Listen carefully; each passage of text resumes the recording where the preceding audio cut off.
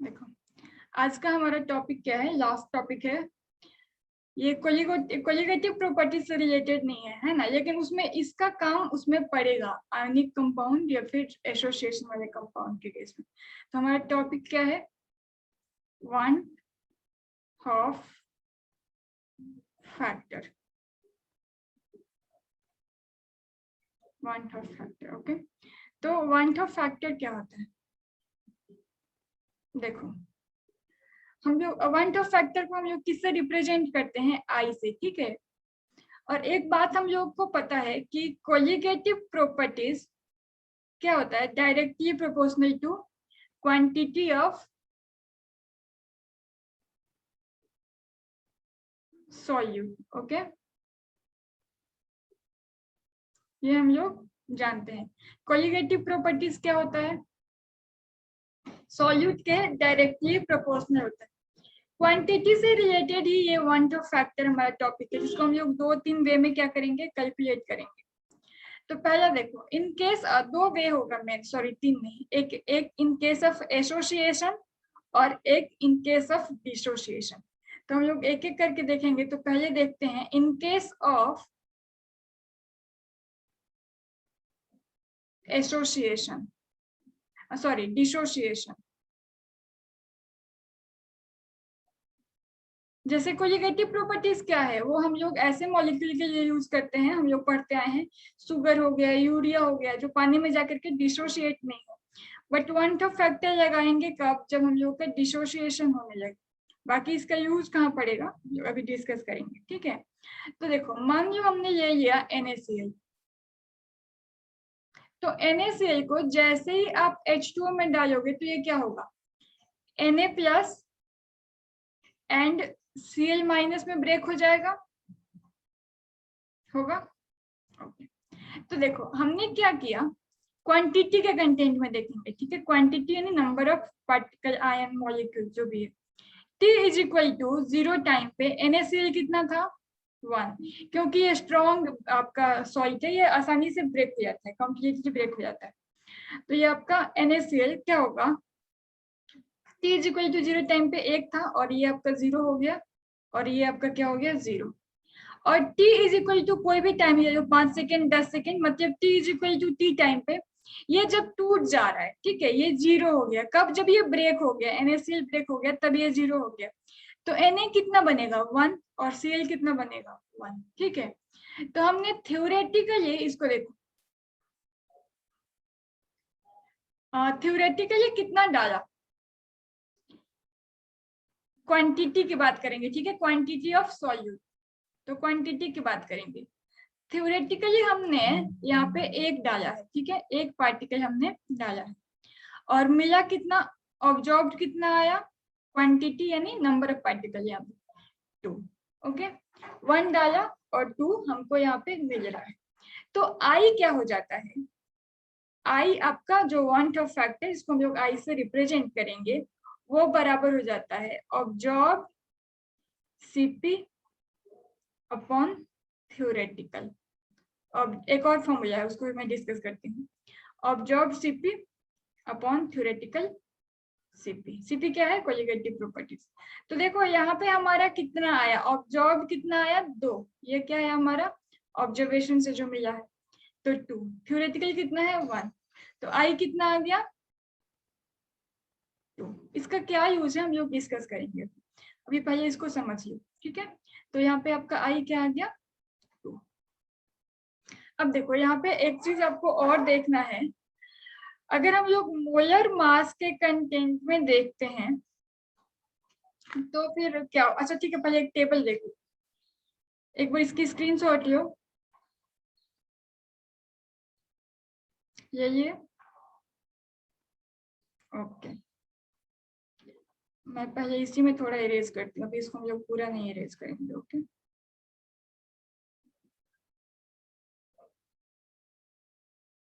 यहाँ पे हम लोग एक टेबल ड्रॉ करते हैं।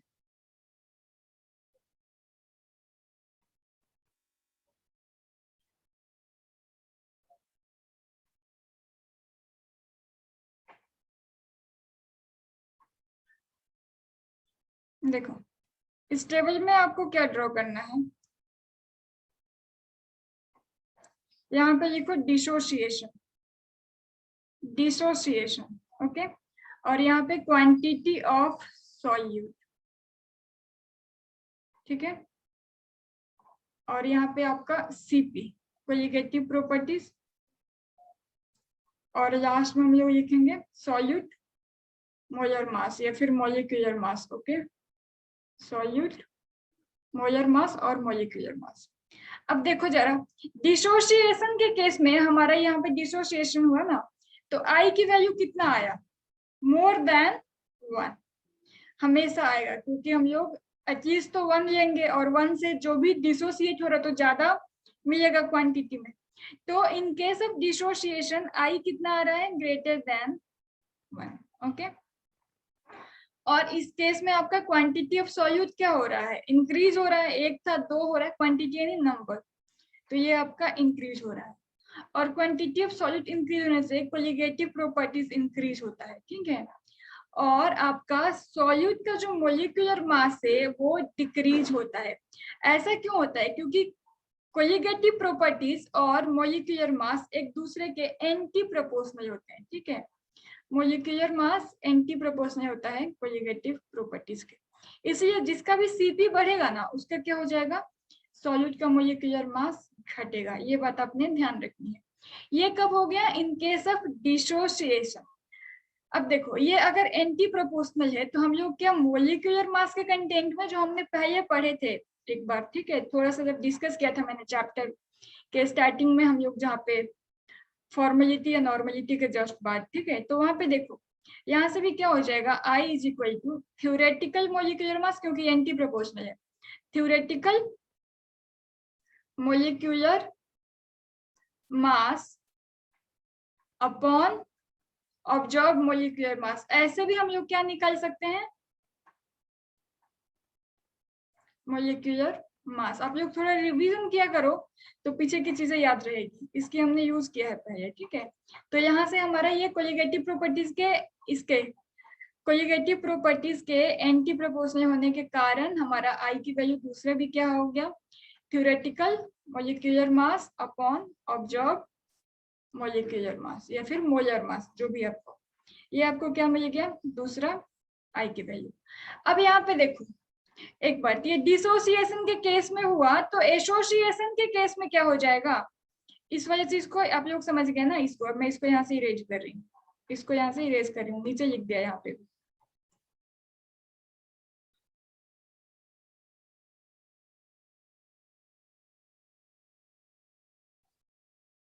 देखो एसोसिएशन के केस में जस्ट इसके उल्टा हो जाएगा, और भी कुछ कुछ मिट गया, यहाँ पे आपका लाइन था। तो देखो एसोसिएशन के केस में क्या हो जाएगा, जुड़ेगा, ठीक है, जुड़ेगा तो आपका एब्जॉर्ब कितना आ जाएगा, कम हो जाएगा, थ्योरेटिकल ज्यादा। तो यहाँ पे आई की वैल्यू, हम लोग इसका भी एग्जांपल देखेंगे, अभी देखेंगे, लेस देन 1 हो जाएगा, ओके। और इस केस में हमारा क्वांटिटी ऑफ सॉल्यूट जब आई की वैल्यू लेस देन 1 होगा तो डिक्रीज होगा, क्योंकि कम बनेगा ज्यादा से, और कोलिगेटिव प्रॉपर्टीज भी डिक्रीज होगा। और ऑब्वियस सी बात है कि एक मॉलिक्यूल की जगह पर 2 मॉलिक्यूल जुड़ जा रहे हैं तो मोलर मास तो बढ़ेगा, ओके। तो ये ध्यान रखोगे आप डिसोसिएशन के केस में, वो एसोसिएशन लिखे हैं। हाँ ये एसोसिएशन लिखा है, एसोसिएशन, ओके। एसोसिएशन अभी देखेंगे, इसका केस हम लोग अलग से देखेंगे, बट यहाँ पे ये टेबल में ये बात समझिए, इतना ये क्या डिफरेंस है दोनों में, ओके।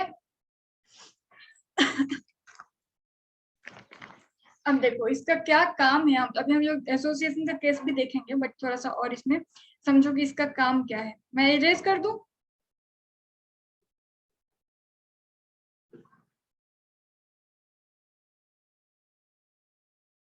ओके। तो देखो यहाँ पे अब हमारा क्या है, after calculating, after calculating I यानी 1/3 factor, we have to change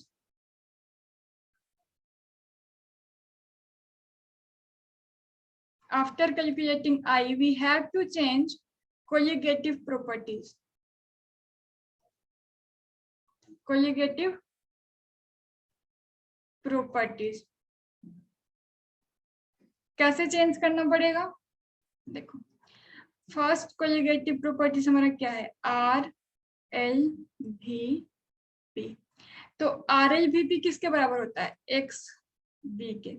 तो हम लोग क्या करेंगे, यहाँ पे हम लोग आई से इंटू कर देंगे, i into X B. Colligative properties क्या बन गया? आर एल वी पी क्या बन गया? आई इंटू एक्स बी। देखो, सेकेंड कोलिगेटिव प्रॉपर्टीज हमने क्या पढ़ा है? Elevation in boiling point, TB, delta TB. तो डेल्टा टीबी हमारा क्या होता है? केबी इंटू मोलालिटी। यहाँ पे एम क्या है आपका? मोलालिटी है। तो अब क्या ये बन जाएगा? आई इंटू केबी इंटू एम। अब देखिए, तीसरा हमारा क्या है colligative properties? Depression in sorry, यहाँ पे टी छूट गया, ये टीबी होगा, टीबी। और हमारा तीसरा क्या है? Delta TF, depression in freezing point. ये हमारा क्या होता है? केएफ, जहाँ पे ये केएफ क्या है? Molal depression constant into molality. तो यहाँ पे भी हमारा क्या लग जाएगा? आई। और लास्ट हम लोग क्या पढ़े थे कल? चौथा colligative properties, pi is equal to C R T. तो यहाँ पे भी क्या हो जाएगा? आई से मल्टीप्लाई हो जाएगा। तो अब आप सोच रहे होगे इसका क्या मतलब कि अभी तक हमने जो क्वेश्चन बनाया वो गलत है, क्योंकि हमने तो कहीं पे आई नहीं निकाला। तो नहीं, गलत नहीं है। क्यों? क्योंकि यहाँ पे उसका रीजन है नोट। पहला, अगर नॉट डिसोसिएट और नॉट एसोसिएट, नॉट डिसोसिएट और नॉट एसोसिएट का अगर केस है, तो उस केस में क्या हो जाएगा? नॉट डिसोसिएट और नॉट एसोसिएट के केस में हमारा जो आई होता है ना, वो बराबर हो जाता है 1 के। जैसे शुगर हो गया, यूरिया हो गया, ये सब क्या होते हैं? जितना डालेंगे, 1 मोल शुगर वाटर में डाला, वो पार्टिकल क्वांटिटी ऑफ सॉल्यूट 1 मोल ही मिलेगी, वो टूटता नहीं। तो यहाँ पे हमारा क्या हो गया? 1 हो गया। इसीलिए हमारा कहीं पे गलत नहीं है, सब में हमने मन मन में 1 से इंटू किया है। ओके, तो गलत कहीं नहीं है। ठीक है, दूसरा आपको और क्या बात मिल गया? अगर आपका डिसोसिएशन हो रहा है तो इस केस में आई की वैल्यू क्या हो जाएगी? Greater than 1। तीसरा आपको क्या मिल गया? अगर आपका एसोसिएशन हो रहा है तो इस केस में क्या हो जाएगा? I is equal to less than. ये 3 बात मिली। बोलो, इसमें कोई दिक्कत है? इतनी बात समझ में आई?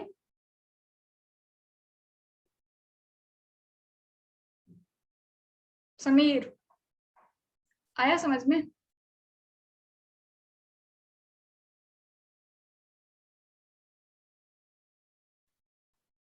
ओ भाई साहब, विनीता?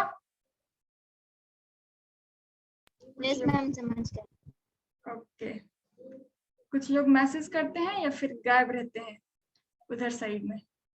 ठीक है, चलो मैं इसको आप इरेज कर रही हूँ, स्क्रीनशॉट ले लो। अब देखो, हम लोग क्या करेंगे, एक दो इसका केस देखेंगे वांट ऑफ फैक्टर कैलकुलेट करने का। तो हेडिंग लगा लो, वांट ऑफ फैक्टर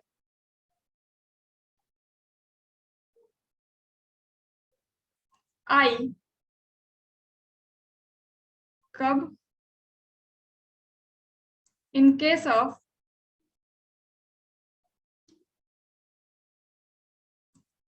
वहां तो NaCl में 100% डिसोसिएशन हो गया, ठीक है, बट अगर ऐसा इलेक्ट्रोलाइट है जो 100% डिसोसिएट नहीं हो रहा, तो क्या करेंगे? In case of weak electrolyte, in case of weak electrolyte, light. देखो एक बात हम लोग 11th में पढ़ के आए हैं, DOD। DOD क्या है? डिग्री ऑफ डिसोसिएशन, जिसको हम लोग किससे रिप्रेजेंट करते हैं? अल्फा से।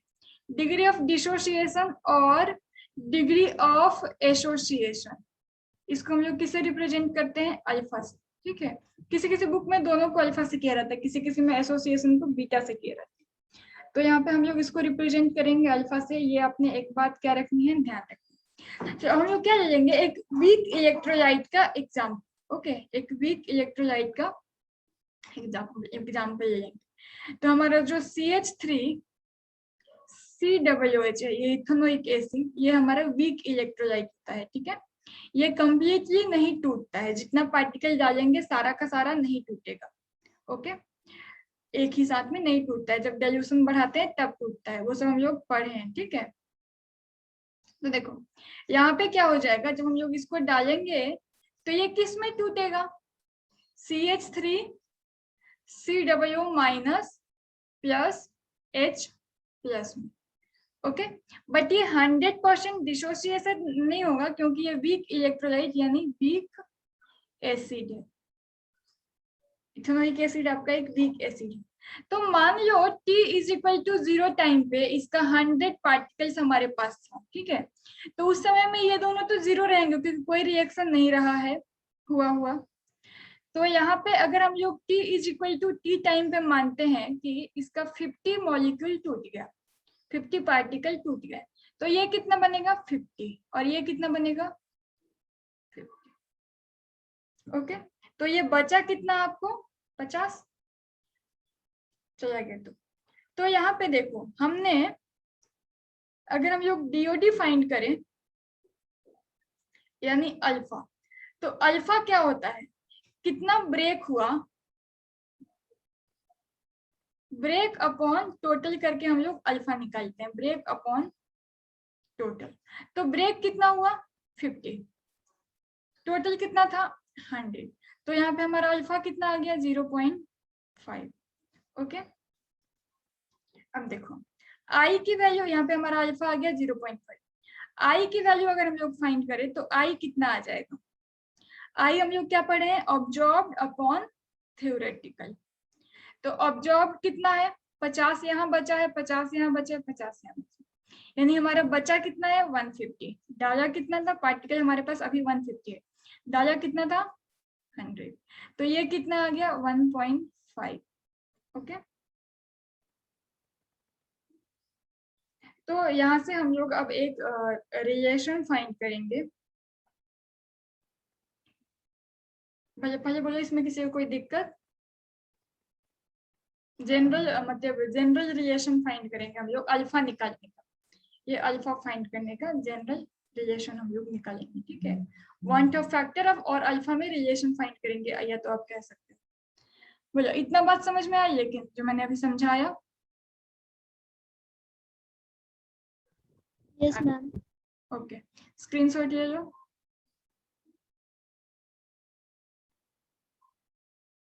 मिस हमेशा 50% ही लेंगे नहीं, वीक इलेक्ट्रोलाइट के केस में।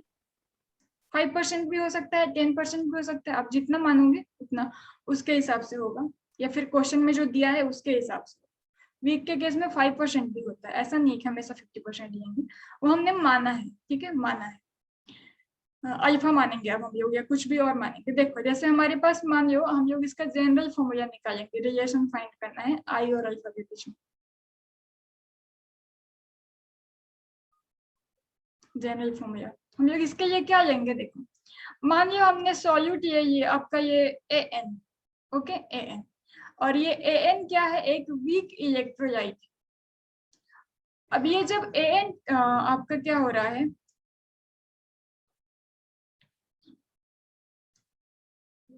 वीक के केस में ये हमारा जो बन रहा है वो AN में कन्वर्ट हो रहा है। AN सॉरी, दोनों तरफ सेम हो गया। एक सेकेंड, जस्ट अ सेकेंड, ये Na में कन्वर्ट हो रहा है, ये आपका Na। मान लो कि AN से Na बन रहा है। ठीक है, तो यहाँ पे हमारा T = 0 टाइम पे t is equal to 0 time पे ये हम मान लो कि हमारा 1 था, थ्योरेटिकली ये 1 था, तो ये कितना रहा होगा 0। ओके, तो t is equal to T time पे ये मान लो इसमें से अल्फा पार्टिकल टूट गए, अल्फा पार्टिकल डिसोसिएट हुए यानी ब्रेक हुए, कितना अल्फा, तो यहाँ से क्या हो जाएगा 1 माइनस अल्फा, और जितना ये टूटेगा उतना ही ये बनेगा, क्योंकि इसके एक से इसका सॉरी इसके एक से इसका n बन रहा है, ठीक है, तो जितना ये टूटेगा उतना में इसमें हम लोग क्या करेंगे n से इंटू, तो ये कितना बनेगा n अल्फा। क्या हुआ देखो 1an बना रहा है na, तो 2an कितना बनाएगा 2na, 2 इंटू na, तो वैसे ही हमने अल्फा तोड़ा तो अल्फा कितना बनाएगा अल्फा इंटू n यानी n अल्फा। तो यहाँ से हमारा i इज इक्वल टू क्या हो जाएगा, जितना हमारे पास है तो ये बचा है और ये बन के जो आया है वो बचा है, तो 1 minus alpha plus n alpha upon जितना हमने डाला था, तो कितना डाला था 1, तो 1, ठीक है बेटा। अब यहाँ से देखो अगर हम लोग क्या करते हैं 1 प्लस अल्फा को कॉमन लेते हैं, यहाँ से हम लोग 1 प्लस अल्फा को अगर कॉमन लेते हैं तो क्या हो जाएगा, देखो 1 प्लस अल्फा जब कॉमन लेंगे तो हमारे क्या बच जाएगा, यहाँ से एक तो n बच गया और एक माइनस 1 बच गया, क्योंकि यहाँ पे तो पूरा का पूरा कॉमन ले लिया और प्लस में लिया है कॉमन, इसलिए हमारा क्या बचा माइनस में बचा है।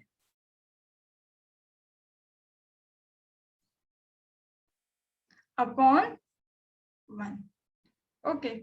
अब देखो अब हम लोग क्या करें, अगर इस 1 को इधर साइड भेज दें, इस 1 को हम लोग इधर से शिफ्ट कर दें i के तरफ, तो क्या हो जाएगा इधर 1 आपका ये 1 है, इधर 1 आपका प्लस में, उधर जाके क्या हो जाएगा माइनस में, तो यहाँ से हमारा i minus 1 is equal to क्या आ गया alpha into n minus 1 upon 1, उसको हम लोग लिखे या ना लिखे कोई फर्क नहीं पड़ता, अपॉन 1 तो लिखो या ना लिखो कोई फर्क नहीं पड़ता है, ओके। तो ये आ गया। अब देखो यहाँ से हमारा अल्फा किसके बराबर हो जाएगा, ये जाके इधर साइड डिवाइड हो जाएगा क्योंकि इधर ये इनटू में है, तो अल्फा इज इक्वल टू क्या हो जाएगा i minus 1 upon n minus 1। अब हम लोग इसको और कैसे लिख सकते हैं, ऊपर नीचे से हम लोग -1 अगर कॉमन ले लें तो इसको हम लोग क्या लिख सकते हैं 1 माइनस आई अपॉन -1, यहाँ भी कॉमन ले लिया तो 1 माइनस n, यहाँ से आपका -1 शहीद हो गया, तो ये अल्फा इज इक्वल टू क्या आ गया आपका 1 माइनस आई अपॉन 1 माइनस n। इसका यूज आपसे पढ़ सकते हैं, डिग्री ऑफ डिसोसिएशन या एसोसिएशन पूछ सकते हैं, तो वन ऑफ फैक्टर तो आप कैसे भी निकाल सकते हो थ्योरेटिकल ऑब्जर्व्ड अपॉन थ्योरेटिकल करके, और अल्फा निकालने के लिए इस फॉर्मूले को आप यूज कर सकते हैं। यहाँ पे देखिए इस फॉर्मूले में आपका अल्फा क्या है डिग्री ऑफ डिसोसिएशन, क्योंकि हमने अभी डिसोसिएशन का केस देखा है, ठीक है, ये डिसोसिएशन के केस में है। आई क्या है वांट ऑफ फैक्टर, कहीं कहीं पे वांट ऑफ फैक्टर W से लिखा रहता है तो कोई फर्क नहीं पड़ता, वांट ऑफ फैक्टर, ओके। और यहाँ पे n आपका क्या है नंबर ऑफ पार्टिकल एसोसिएटेड और डिसोसिएटेड, ओके।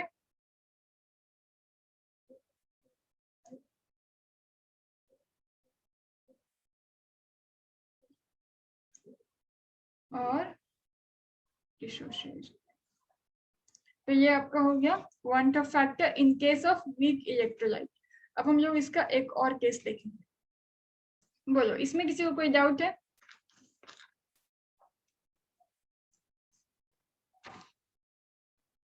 ये वीक इलेक्ट्रोलाइट का केस था, ठीक है। अब हम लोग एसोसिएशन के केस में देखेंगे, यहाँ तक किसी को कोई दिक्कत नहीं है?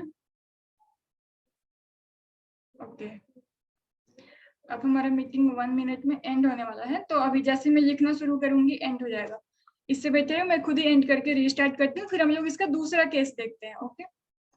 चलो आप लोग फिर से मैं लिंक सेंड करती हूँ, ज्वाइन करना।